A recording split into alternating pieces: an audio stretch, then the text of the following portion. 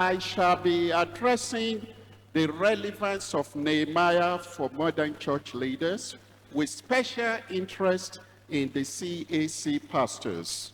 Àmọ́ yànnàná ìgbé ayé Nehemiah ní ìbámu pẹ̀lú àwa olùṣọ́ àgùntàn nínú ìjọ Àpọ́stélì Kristi. There are many lessons we can learn from Nehemiah. In fact, our Sunday school pamphlet that we are using, if you remember in lesson 20 of that study, is about Ezra and Nehemiah. And so I'm indebted to the materials that we've already come across in our Sunday school booklet. Àwa tí a ń lo ìwé ilé ẹ̀kọ́ ọjọ́ ìsinmi, a ó rí pé nínú ẹ̀kọ́ ogún nínú ìwé ẹ̀kọ́ wa, a rí nínú rẹ̀ tí ó ń sọ nípa Nehemiah àti Ezra. And because of the limited time before me, I will be much more focused on what I will be addressing in the book of Nehemiah. Nítorí àkókò tí ó kúrú ní iwájú mi, màá dojú kọ ní pàtó ohun tí mo fẹ́ bá wa sọ nípa Nehemiah. 3 points are the issues that I want to look at, the mindset of Nehemiah. Nǹkan mẹ́ta ni a ó dojú kọ.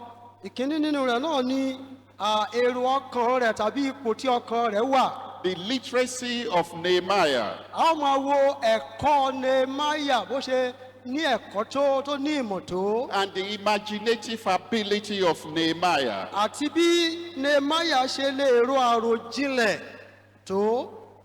Because for those of us who are engaged in ministry, either as a pastor, evangelist, prophet, or teacher, whatever category of ministry that we may be involved in, these areas are points that we cannot ignore. Àwa tí a wà nínú iṣẹ́ ìránṣẹ́ bóyá gẹ́gẹ́ bí olùṣọ́ àgùntàn, gẹ́gẹ́ bí ajíhìnrere tàbí wòlíì, àwọn nǹkan mẹ́ta yìí ló jẹ́ ohun tó ṣe pàtàkì tí a gbọ́dọ̀ kíyèsí nínú ìrìn àjò iṣẹ́ ìránṣẹ́ wa. Because ministry is about attending to issues, attending to challenges, attending to problems, attending to people, and finding a solution about the way forward. Iṣẹ́ ìránṣẹ́ ó jẹ́ dídojúkọ àwọn ìpèníjà, bíbá àwọn ènìyàn pàdé látàtí rí wípé a mú ìyanjú bá ìṣòro tí ó ń dojúkọ ni. Let me call your attention to one of the books that I am privileged to be familiar with.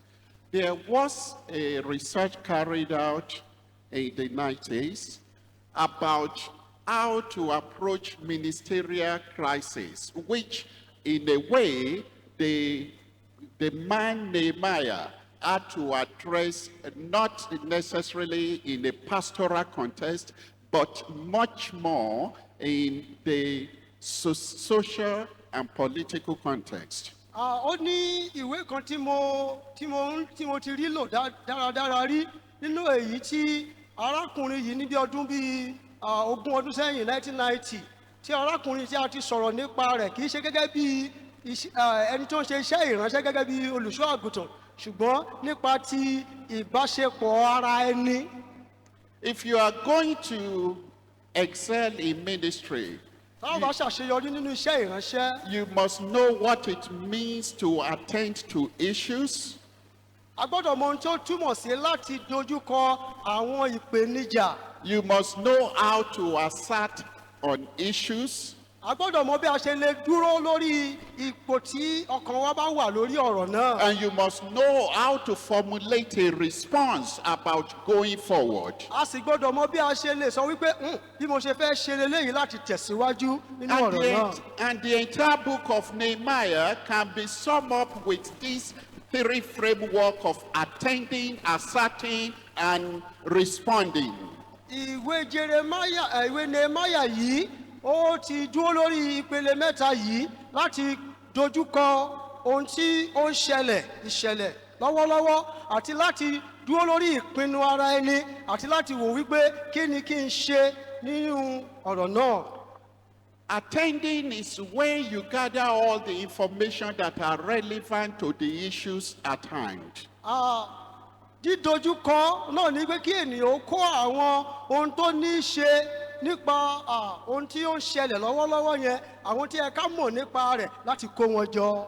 You heard that something is happening somewhere. It may be in the church setting, it may be outside of the church setting. You see, the normal human response is to take action. But before taking action, there is something that is called attending. Gathering all the information that you need in order to confront the challenge. Ọgbọ́n wípé nǹkan kan ṣẹlẹ̀, àwọn èèyàn sì wọ́n ti ń bu ẹnu lù lónírúurú lóníranran, ṣùgbọ́n ìwọ náà wá fẹ́ gbé ìgbésẹ̀. Kó o tó gbé ìgbésẹ̀ yìí, o ní láti dojúkọ. Báwo ó sì ṣe dojúkọ? Náà ni wípé àwọn ìròyìn nípa nǹkan yìí ó kọ́kọ́ gbà wọ́n jọ.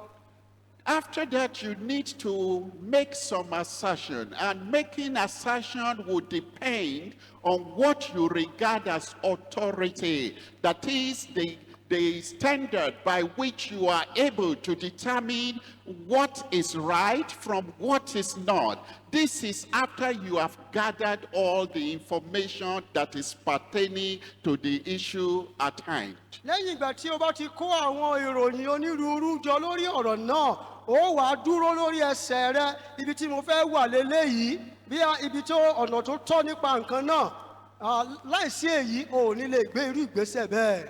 With the assertion based on your authoritative source, then you are able to formulate the way to respond. It is more or less about putting a strategy in place so as to rise from the crisis to the next action plan. Ohun tó wá ṣe ìkẹta náà ni wípé ó wá gbìyànjú láti wá ṣe àgbékalẹ̀ ìlànà àtẹ̀lé láti mọ báwo ni a ó ṣe dojúkọ ọ̀rọ̀ náà láti lè ní àbájáde tí ó ní tó múnádóko. In reading through the book of Nehemiah, nígbà tí a ń kà ìwé Nehemiah yìí, we might have come across different lessons, different spiritual insights, but I'm here to suggest to you that when you read the book from chapter 1 to chapter 13, if you have this idea in mind, that there was a time that Nehemiah was attending to issues,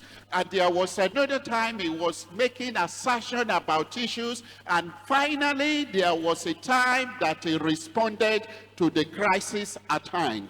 Nínú ìwé bí a ní ìgbà tí a ń ka ìwé Nehemiah ti pàdé onírúurú àwọn ẹ̀kọ́, ṣùgbọ́n mo ń gbé wá síwájú wa báyìí pé ká wò ní ọ̀nà yìí pé ìpele mẹ́ta tí a ti mẹ́nu bà yìí náà ni Nehemiah dojúkọ lórí ohun tó wà ní iwájú rẹ̀.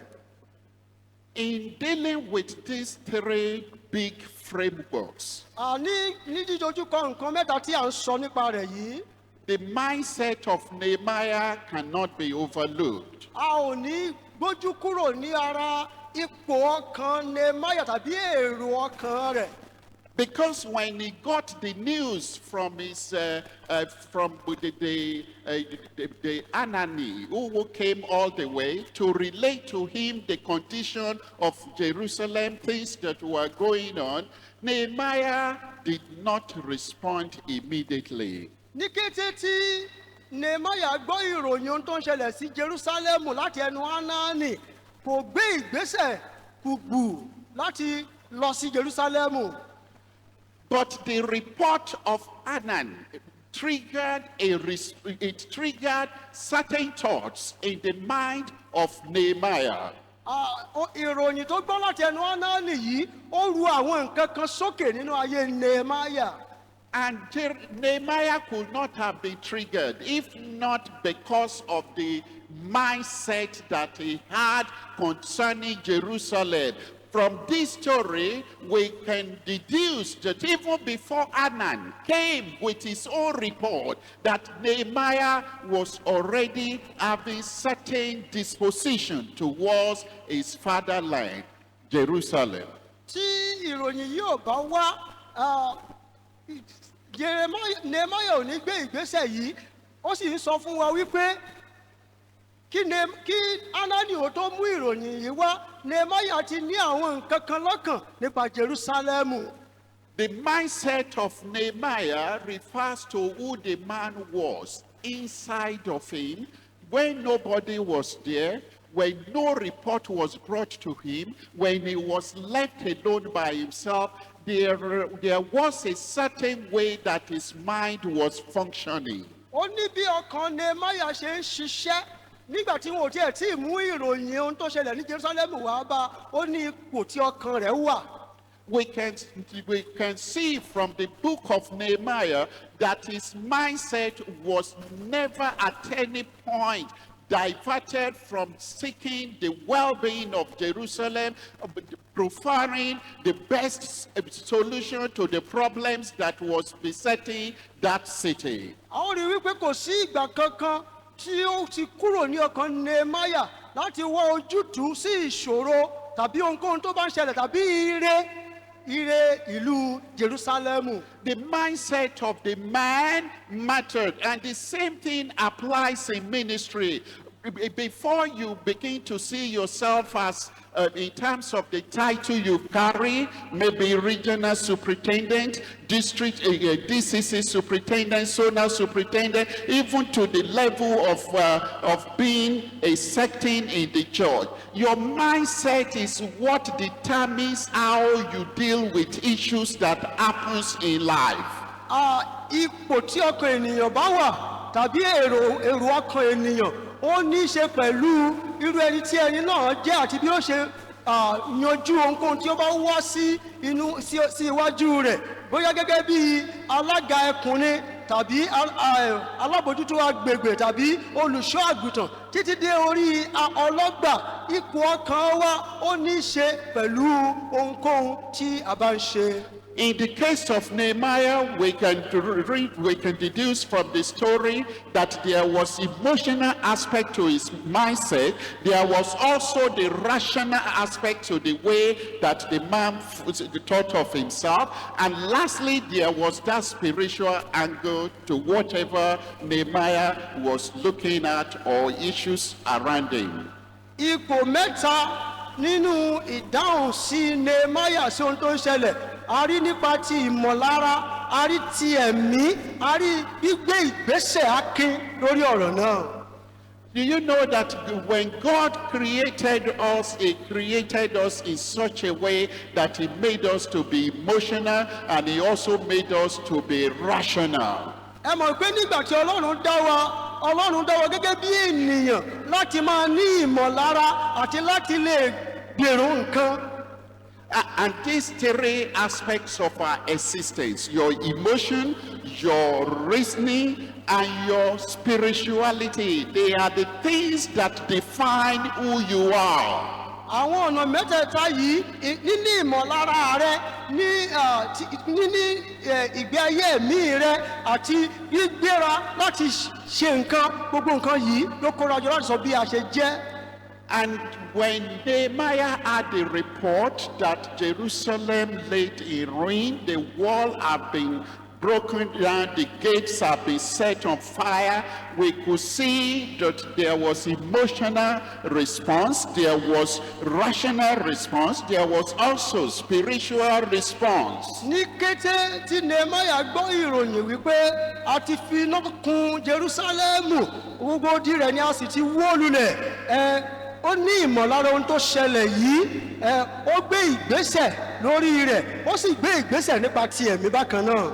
Emotionally, Nehemiah lamented about the condition of his fatherland. Nínú ìmọ̀lára rẹ̀ ló ti sọkún nípa ohun tó ṣẹlẹ̀ yìí. Rationally, Nehemiah thought about the condition of Judah, and he discovered that the ruin that beset the land was not without a cause. Nínú ìrònújinlẹ̀ rẹ̀, ó wá rí wípé ohun tó ṣẹlẹ̀ sí Jerusalem ó ṣáà ní ìdí.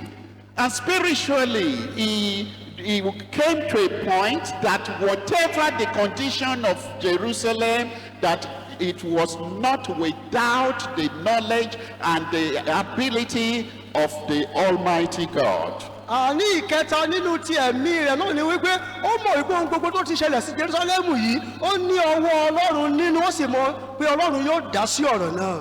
Sometimes we think that when certain things are happening around us, that it is a courageous act not to shed tears or not to show any emotional weakness. But let me tell you this. In the book of Nehemiah, we discover that expressing emotion is part of what it means to confront challenges, to take the proper response, and to devise a way forward in order to overcome obstacles. Nígbà mìíràn a máa wò bí ẹni pé ó jẹ́ ìgbésẹ̀ tí àìjẹ́ akin tí ènìyàn bá ń bomi lójú wàràwàràwàrà nígbà tí nǹkan bá ṣẹlẹ̀.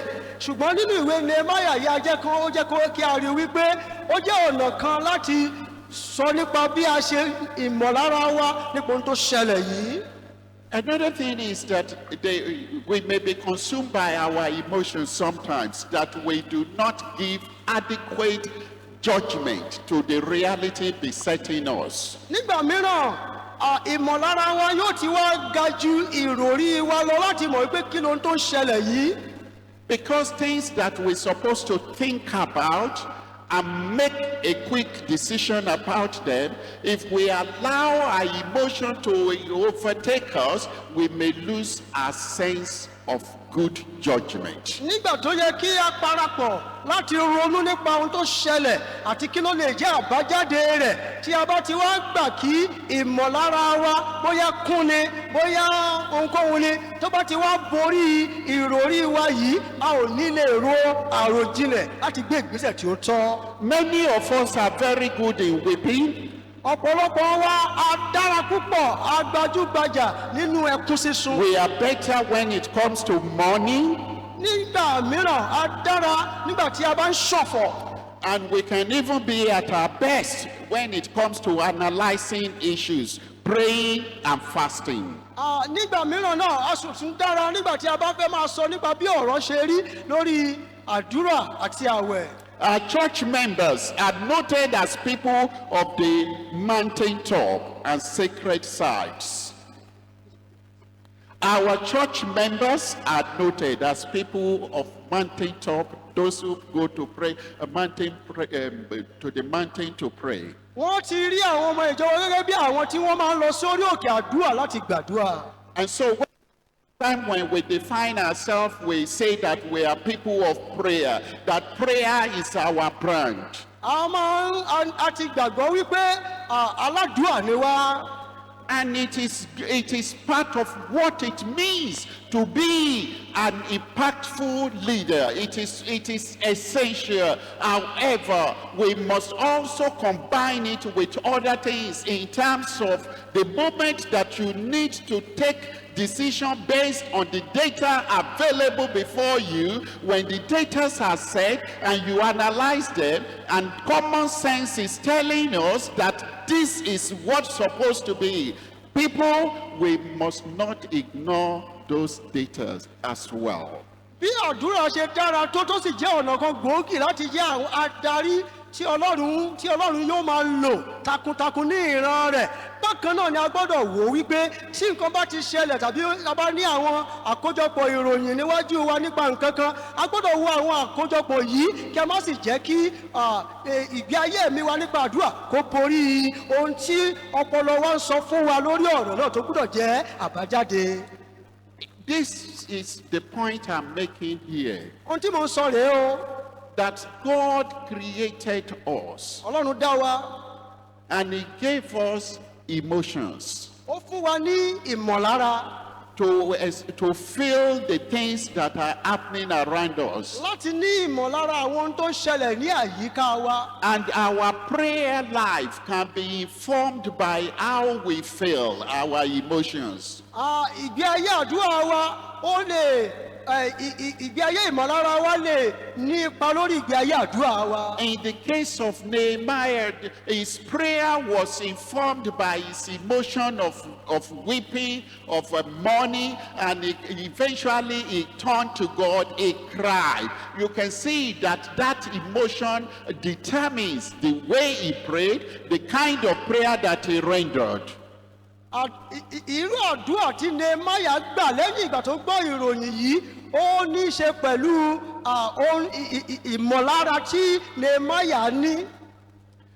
Another thing about Nehemiah was that he put into use the ability to reason, which the Lord has granted him. Ó tún wá fi sí ìṣe orí ipá láti ro àròjinlẹ̀. And the fact that he prayed, which is the disposition of his heart, that God is always at the center of everything. Even when life is going well, God is in it. When life is not going well, God is still there. Even when the worst befall us, that God is able and is still in the center of whatever experience that we may be going through. Ó sì tún gbàdúrà èyí tí ó ní wà ní ìbámu pẹ̀lú èrò àti ipò tí ọkàn rẹ̀ wà wípé Ọlọ́run ló ní ìṣàkóso lórí ohun gbogbo nígbà tó bá dára tàbí nígbà tó bá kù díẹ̀ káàtó Ọlọ́run ló ń ṣe àkóso ohun gbogbo. In addition to the mindset of Nehemiah, ní àfikún sí ipò tàbí ìpele ọkàn Nehemiah yìí. Nehemiah was very literate in the story of the scriptures. Nehemiah ó tún jẹ́ ẹni tó ní ẹ̀kọ́ nípa àṣà Bíbélì. This is where the asserting. When I started, I said 3 things will help you to understand the book of Nehemiah: attending, asserting, and responding. Now, at the point of asserting, I mentioned that what you regard as your authoritative source matters. Lẹ́yìn eléyìí nígbà tí a sọ̀rọ̀ nípa dídúró lórí ìpinnu pé ohun tí mo ti mọ̀ léléyìí o ohun tí mo sì dúró léléyìí mo sì sọ fún wa nígbà tí a bẹ̀rẹ̀ wípé a ní ìdojúkọ ohun tó ṣẹlẹ̀ yẹn a ó sì ní ipò tí àwa dúró lé lórí gbogbo nǹkan wọ̀nyí ló kópa papọ̀ nínú láti yanjú ìṣòro. The reason that Nehemiah was able to make certain assertion was because of his literacy in biblical tradition. Ìdí tí Nehemiah fi lè dúró lórí pé ohun tí mo mọ̀ nípa ọ̀rọ̀ yìí bí wọ́n sì ṣe rìn lélẹ́yìí òun náà ni wípé ó jẹ́ ẹni tó lẹ́kọ̀ọ́ nípa àṣà Bíbélì. When you look at his prayer in chapter 1, nígbà tí a bá wo àdúrà rẹ̀ ní orí ìkíní, you will notice that if you compare the prayer with the same prayer that Solomon prayed at the temple, at the dedication of the temple, there were similarities. tí a bá wo àdúrà yìí pẹ̀lú àdúrà tí Solomoni gbà ní ìgbà tí a fẹ́ ya tẹ́ḿpìlì sí mímọ́ a ó rí wípé wọ́n ní ìbáṣepọ̀. When you read 1 Kings chapter 8 verse 25 to 53 or 2 Chronicles chapter 6 verse 12 to 42, you will see that some of the things that Nehemiah mentioned in his prayer in chapter 1, they are found in those episodes of the dedication of the temple. Nígbà tí a bá wo àwọn ibi méjì wọ̀nyí àwọn ọba kìíní àti ìwé kúrónìkù kìíní a ó rí wípé ìbáṣepọ̀ wà pẹ̀lú àdúrà tí Nehemiah gbà nínú ìwé rẹ̀ ní orí kìíní rẹ̀. If Nehemiah did not know about this tradition of the dedication of the temple, if he was not aware about what Solomon requested of the Lord at the dedication, if he was completely ignorant, he would not have known what it means to offend God. Ká ní pé Nehemiah kò ní ìmọ̀ nípa ohun tí Solomoni gbà ní àdúrà nígbà tí ó ń ya tẹ́ḿpìlì sí mímọ́ ni kò ní mọ ohun tó túmọ̀ sí láti múnú bí Ọlọ́run. This is where literacy come into the picture. Ibi yìí ni níní òye tàbí níní ẹ̀kọ́ tó ti wá sí ojú ìṣe. Who you are going to become in life will be determined by the kind of knowledge that you possess. Irú ẹni tó jẹ́ láyé yóò ní í ṣe pẹ̀lú irú ìmọ̀ tàbí òye tí o bá ní. And how you interfere in people's life, or either you are interceding on their behalf or interfering in their life, it will be determined by the level of knowledge that you carry.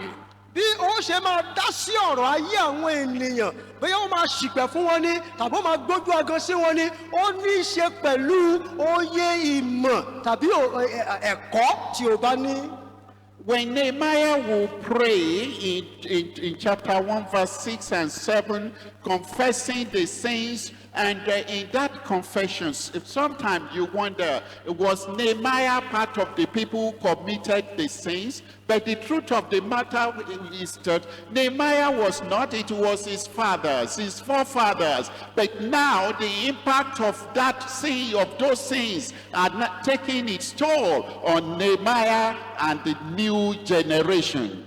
Nígbà tí Nehemiah ń gbàdúrà ní orí kìíní láti ẹsẹ̀ ìkẹfà yẹn, a máa wò wípé ṣé Nehemiah wà nínú àwọn tí wọ́n ṣe ẹ̀ṣẹ̀ ni, ṣùgbọ́n ó ń sọ nípa ẹ̀ṣẹ̀ àwọn bàbá rẹ̀ tí ó sì wá ní ipa lórí ayé rẹ̀ báyìí. What happened here was that Nehemiah looked at the problem that is besetting them, and he looked at the way that his ancestors, the way that they have lived, and how even the immediate past generation, the way they have lived their life. And Nehemiah discovered that in light of the prayer of the dedication, that there was something wrong. Nehemiah ó ti wò ó sì wá rí wípé ẹ̀ṣẹ̀ tí àwọn tó ti ṣáájú, ó rí bí wọ́n ṣe gbé ìgbé ayé wọn, ó sì gbé sí ẹ̀gbẹ́ ara, ó wá rí pé nǹkan kan ti ṣẹlẹ̀ tó sì wá sọ nípa irú àdúrà tí ó gbà. One of the longest prayers in the Bible is found in this book of Nehemiah chapter 9. Nínú ìwé Nehemiah orí kìíní ẹsẹ̀. No, chapter 9. Orí ìkẹsàn-án yìí. Yes, the entire chapter is about recanting all the wrongdoings, where things went wrong, and some of the stories or some of the events that Nehemiah will call attention to. Of course, those things happened long before Nehemiah was brought into the picture. It was because the man was literate in the story of his people. That's why he could connect the stories together to see where things have gone wrong. Ohun tí a kà jáde nínú ìwé Nehemiah orí kẹsàn-án yìí, ó ń sọ nípa àwọn ìṣẹ̀lẹ̀ tó ti ṣẹlẹ̀, tó sì tí ọ̀pọ̀lọpọ̀ rẹ̀ ti ṣẹlẹ̀ ṣáájú Nehemiah yìí, ṣùgbọ́n ó sọ fún wa nípa wípé Nehemiah ó ní ìmọ̀ ìjìnlẹ̀, ẹ̀kọ́ tó jinlẹ̀ tó yè kooro nípa Bíbélì. I want to read just to give you a flavor of what what Nehemiah was recanting in chapter 9. I will read verse 32 and 35. If you let me read, sir, we don't have to do it in the other language. Now, therefore, our God, the great, the mighty, and the awesome God, who keeps covenant and steadfast love, let not all the hardship seem little to you that has come upon us, upon our kings, our princes, our priests, our prophets, our fathers, and all your people, since the time of the kings of Assyria until this day. Yet you have been righteous in all that has come upon us, for you have dealt faithfully, and we have acted wickedly. Our kings, our princes, our priests, and our fathers have not kept your law or paid attention to your commandments and your warnings that you gave them. Now, the point I'm making here is that when Nehemiah recounts the story of the kings, how they have behaved, how their fathers have behaved, Nehemiah was never there. But one thing that made this obvious in this story was because the man was literate in biblical tradition. Ohun tí Nehemiah tó pẹnu lù nínú orí ìkẹsàn tí a sì kà jáde fún wa yìí. Nehemiah ò sí níbẹ̀ bí àkótí àti ẹ̀ tí ìbí nígbà tí nǹkan yìí ṣẹlẹ̀, ṣùgbọ́n torí pé ó ní ìmọ̀ tó jinlẹ̀, ó ní ẹ̀kọ́ tó yè kooro lórí Bíbélì.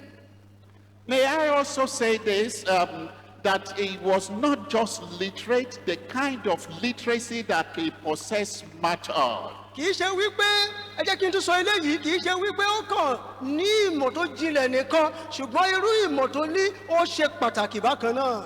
It is a kind of literacy that brings God at the center of all human affairs. Èyí jẹ́ ìmọ̀ tó jinlẹ̀ nípa wípé Ọlọ́run ló wà ní ọ̀run gbùngbùn gbogbo ìṣẹ̀lẹ̀ àyíká àti tó ń ṣẹlẹ̀ sí àwọn ènìyàn. Look at the way he puts it. All our fathers, the kings and the priests, they have done what was wrong.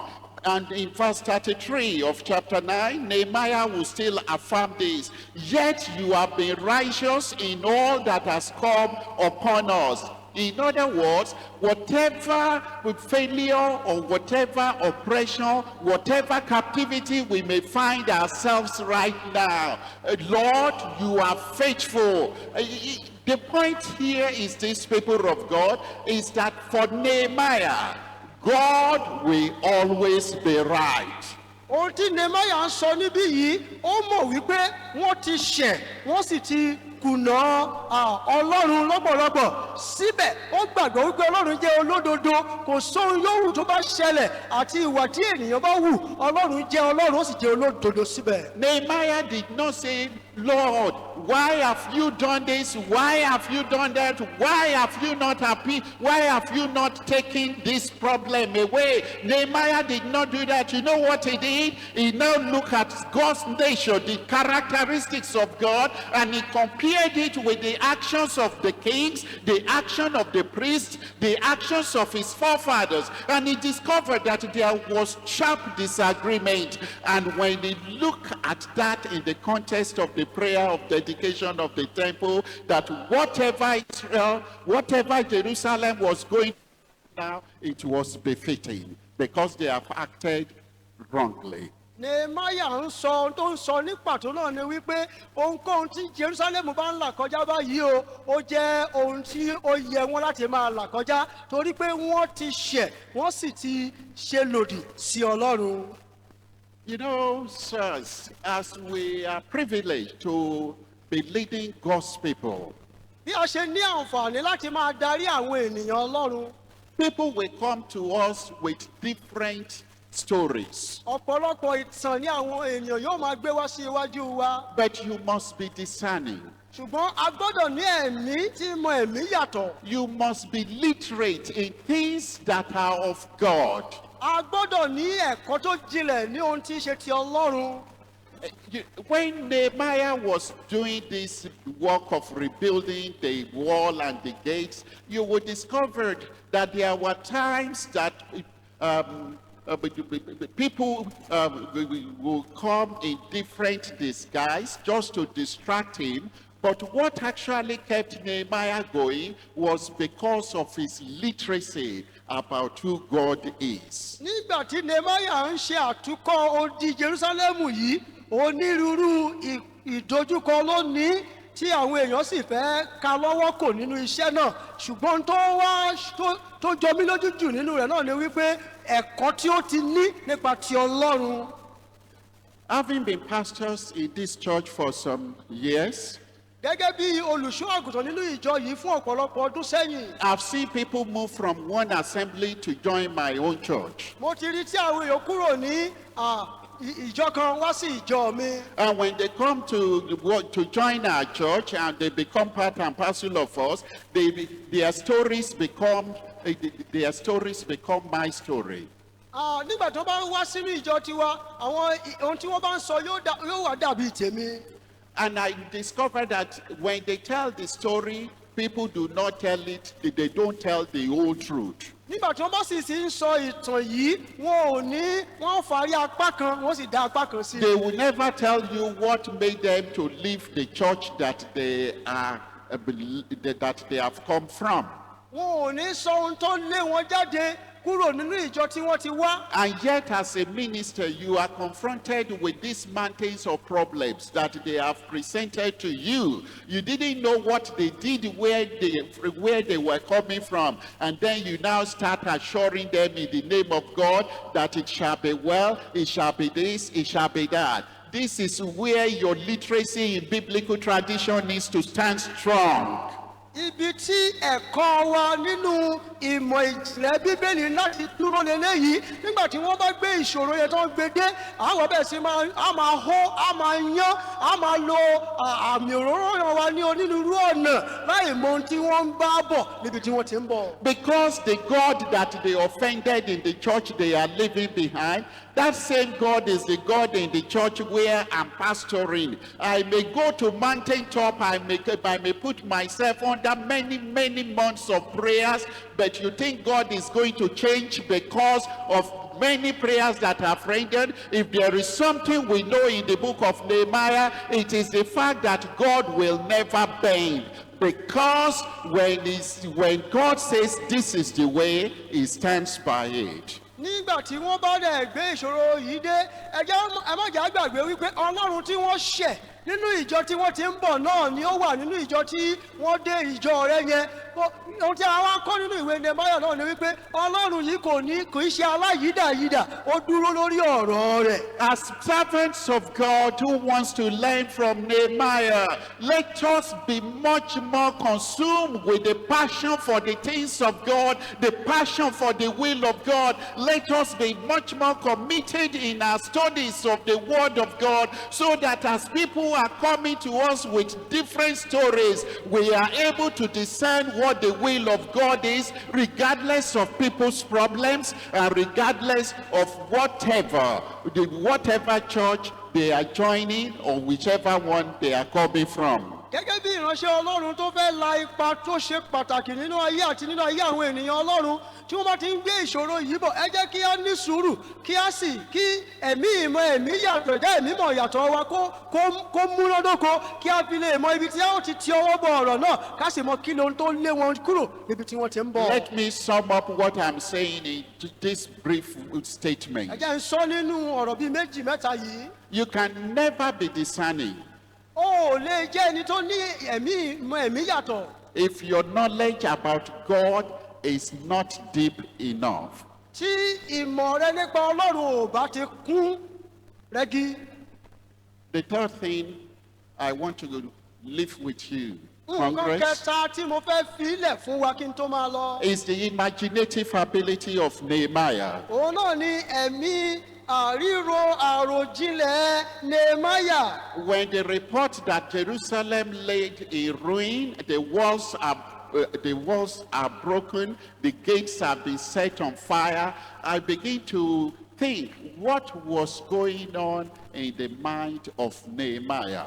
Nígbà tí ìròyìn yìí tó dé tí ìgbọ́ Nehemiah, ohun tó wá sí mi lọ́kàn náà ni pé kí lóhun tó ń wá sí ọkàn, kí làwọn ohun tó ń kọjá lọ nínú ọkàn Nehemiah nígbà tó gbọ́ ìròyìn. You know, the description of Jerusalem in terms of its wall and gates, as reported by Anani, triggers the imaginative intuition of Nehemiah. Ní ìgbà tí Anani sọ nípa ohun tó ṣẹlẹ̀ sí Jerusalem, bí ohun tó ṣẹlẹ̀ sí odi rẹ̀, ó mú kí àròjinlẹ̀ Nehemiah kó gbéra sọ. There are two concerns in Anani's report. Àwọn nǹkan méjì ló wà nínú ìròyìn tí Anani mú wá fún Nehemiah yìí. The city and its people. Ìlú náà àti àwọn ènìyàn ìlú náà. For Nehemiah, Fún Nehemiah, the city is the heritage of the Lord to his forefathers. ìlú yìí ó jẹ́ ìní Ọlọ́run fún àwọn bàbá And rẹ̀. the people are God's inheritance by covenant. Àwọn ènìyàn ìlú náà sì jẹ́ ìní Ọlọ́run nípa májẹ̀mú. In as much as the land is defined by the people in covenant with God, the people are also identified by Jerusalem and its landscape. Níwọ̀n ìgbà tó ti jẹ́ wípé àwọn ènìyàn jẹ́ ènìyàn májẹ̀mú Ọlọ́run, májẹ̀mú yìí sì dúró nínú Ọlọ́run láti mú ìpinnu Ọlọ́run ṣẹ nínú ayé wọn. The good thing about this is Each time Nehemiah thinks of the broken wall and the gates on fire, what was occurring was that the pride of a people, the pride of a nation has been taken away. What can we do to restore our dignity, our pride in the families of the earth? Ohun tó ń lọ nínú ọkàn Nehemiah nígbà tó gbọ́ ìròyìn náà ni wípé ohun tó jẹ́ àmúyangàn àwọn ènìyàn ti lọ o, àmúyangàn àwọn ìdílé onírúurú ó ti lọ báyìí o níwọ̀n ìgbà tí a ti wó odi ìlú náà palẹ̀. When that which gives meaning and pride to you, when they are gone, what do? Where do you turn to? What does that mean? Nípa àmúyangàn yìí tí ohun tó túmọ̀ sí ò bá ti sí nínú wa kí lóhun tá a máa ṣe, ibo la máa kọjú sí láti lè mú àbájáde wá fún ọ̀rọ̀ náà. Nehemiah started imagining what it would be like if the wall of Jerusalem were to be restored and the gates were to be fixed. He discovered that the beauty of it will be security, the beauty of it will be pride among nations. Nehemiah ó wá bẹ̀rẹ̀ sí ní wò nígbà tó gbọ́ ọ̀rọ̀ yìí pé tí a bá wá tú odi yìí kọ́ tí a sì gbé ẹnu bodè rẹ̀ sí kí ló máa jẹ́ àbájáde rẹ̀. Àwọn ààbò yóò wà lórí àwọn ènìyàn, inú àwọn ènìyàn yóò dùn, wọ́n sì ní àmúyangàn. Fellow pastors, ẹ̀yin olùṣọ́ àgùntàn bíi tèmi. We are the people of this land. Àwa ní ènìyàn ilẹ̀ yìí. The land is Christ Apostolic Church. Ilẹ̀ náà ní ìjọ àpọ́sítélì Kristi. When the wall of our land, when the wall is broken, nígbà tí odi ilẹ̀ wa bá wó. what is our pride? Kí ni àmúyangàn wa? When the gates of our city, when it's being set on fire, where do we hide? Nígbà tí ẹnu ibodè ìlú wa tí a bá dáná sun níbo la wà farapamọ́ sí báyìí. In this day and age of digital revolution, as my superintendent mentioned in his earlier lecture today, ní àkókò tí a wà yìí tó jẹ́ pé ìmọ̀ ẹ̀rọ tí à ń rí àyídáyídà àti ìyípo rẹ̀ yìí. in this day and age, you can set the gates of this church on fire. You can destroy the wall of this church by what you put on social platform, by what you promote on your media platform, by the kind of utterances that are coming out of your lips on uncontrolled different platforms that now form parts of our world. Ó ṣeé ṣe fún wa láti wó odi ìjọ yìí, ilẹ̀ wa yìí àti ẹnubodè rẹ̀ ká fi lọ sún pẹ̀lú àwọn tí à ń gbé jáde lórí ẹ̀rọ ayélujára àti àwọn tó ń jáde ní ẹnu wa. I heard the president telling us yesterday that nobody should grant any interview or make any statement on behalf of this mission. My heart was broken. Do we have to be told, people? Because if we know that everything we say about our church is either we are building it or we are tearing it apart. Nígbà tí àwọn bàbá wa ààrẹ tí wọ́n sọ fún wa ní àná wípé kí ẹnikẹ́ni kí ó má sọ̀rọ̀ nípa ìjọ yìí tí a ò sì fi iṣẹ́ náà rán, mo wá wò ó wá domi sí mi lọ́kàn wípé ṣé ó yẹ kí wọ́n ṣẹ̀ṣẹ̀ máa sọ irú bẹ́ẹ̀ fún wa ni. Torí pé ohun tí a bá sọ pé yálà kó gbé ìjọ yìí ró tàbí kó bí ìjọ yìí ṣubú. In digital age, you see, you can set this church on fire in the corner of your room simply because you have access to your phone and there are people who are ready to broadcast you into the world.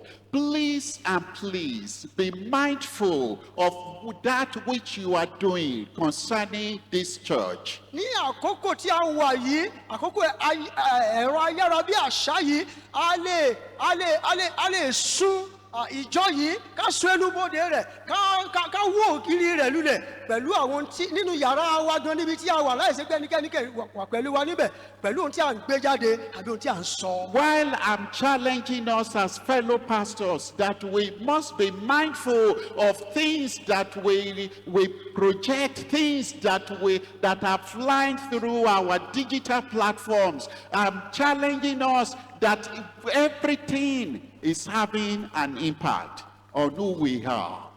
Gbogbo ohun tí à ń ṣe gẹ́gẹ́ bí olùṣọ́ àgùntàn ló ní ipa lórí ohunkóhun tàbí ẹnikẹ́ni tàbí ibikíbi tí a bá wà pé kí a gbọ́dọ̀ láti kíyèsára ìdí mo fi ń pè wá níjà nìyí pé a gbọ́dọ̀ kíyèsára lórí ohun tí à ń gbé jáde. And let me close with this as I turn to our fathers. Ẹ jẹ́ kí n parí pẹ̀lú eléyìí bí mo ṣe ń kọjú sí àwọn bàbá wa. Because our fathers, with due respect, sirs, pẹ̀lú tọwọ́tọwọ́ ẹ̀yin bàbá wa. we have the duty you have the duty as our leaders to make sure that we are adequately informed about things that are going on in this church, so that it is not on social platforms that we will be hearing about them.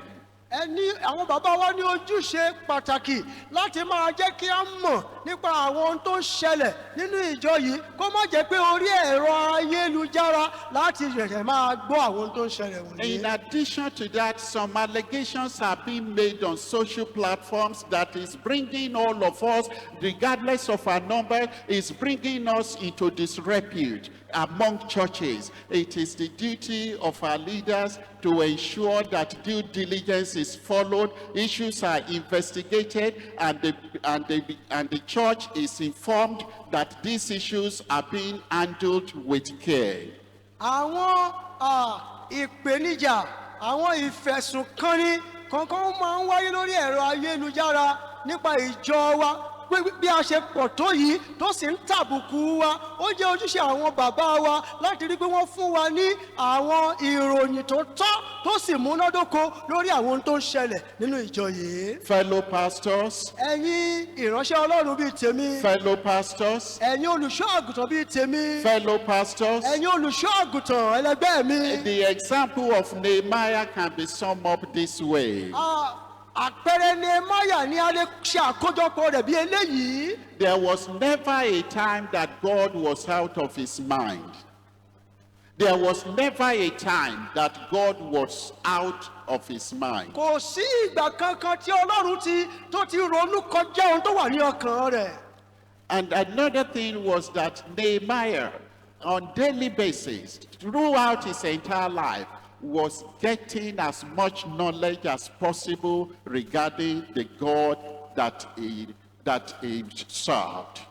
Ní gbogbo ìgbà ni Nehemiah máa ń gbìyànjú láti ní ìmọ̀ nípa Ọlọ́run eléyìí tí ó ń sìn. And finally, ní ìparí, Nehemiah, when he saw that there was shame in the city of God, that there was embarrassment, what did he do? He took steps to rebuild the wall. Nígbà tí Nehemiah rí wípé ìdójútì ńlá rèé o ní ìlú Ọlọ́run o, ìgbésẹ̀ ńlá náà ló gbé, òun náà ní pé láti tú odi náà kọ́. May we make resolution in this year's conference that by the grace of God we will not tear this church apart. Ǹjẹ́ nípa oore ọ̀fẹ́ Ọlọ́run a ó lè pinnu nínú ìpàgọ́ tí ọdún yìí wípé láti ìsinsìnyí lọ a ò ní máa fa ìjọ yìí lulẹ̀ mọ́. Can we say that with Nehemiah we shall rise and we shall build? Pé a ó lè sọ wípé pẹ̀lú bíi ti Nehemiah wípé a ó dìde a ó sì kọ́. Shall we rise up now? Ẹ jẹ́ kí a dìde lórí ẹsẹ̀ wa. We are going to reaffirm our commitment to our God. A fẹ́ ṣe àtẹnumọ́ bí a ṣe ní pẹ̀lú Ọlọ́run sí. You want to tell the Lord, A fẹ́ sọ fún Ọlọ́run. make me a builder. Olúwa ṣe mí ní ọ̀mọ̀lé. Make me a builder. Ṣe mí ní ọ̀mọ̀lé. Increase my knowledge about you. Ìmọ̀ tàbí òye mi nípa rẹ, Olúwa yóò pọ̀ sí i. Let's begin to talk to the Ẹ Lord. jábẹ̀ sí máa bá Ọlọ́run sọ̀rọ̀.